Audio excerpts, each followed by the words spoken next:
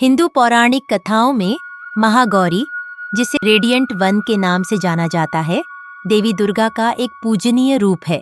उनकी कहानी परिवर्तन, पवित्रता और दिव्य शक्ति की एक शक्तिशाली कथा है।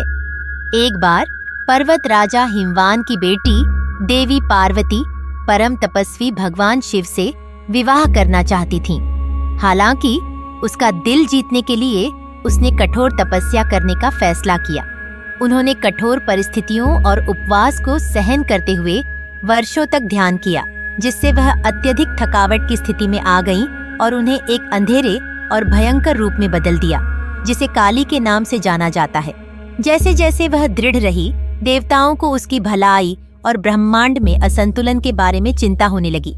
उन्होंने भगवान शिव के पास एक दूत भेजा और उनसे पार्वती के दृढ़ संकल्प और प्रेम को पहचानने का आग्रह किया। उनकी अटूट भावना से प्रेरित होकर शिव पृथ्वी पर अवतरित हुए।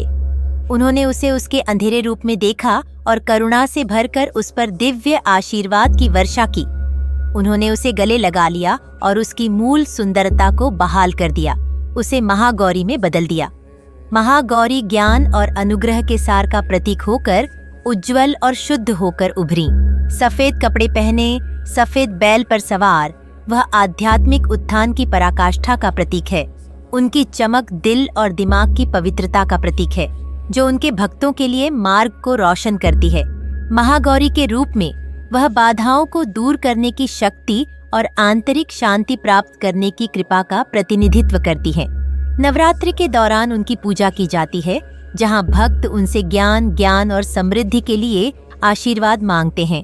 उनकी कहानी सिखाती है कि सच्ची सुंदरता भीतर से आती है और विपरीत परिस्थितियों में दृढ़ता से गहरा परिवर्तन हो सकता है। महागौरी के माध्यम से परमात्मा अपने अनुयायियों को आश्वासन देते हैं कि इरादे और भक्ति की शुद्धता अंततः ज्ञान और मुक्ति की ओर ले जाएगी।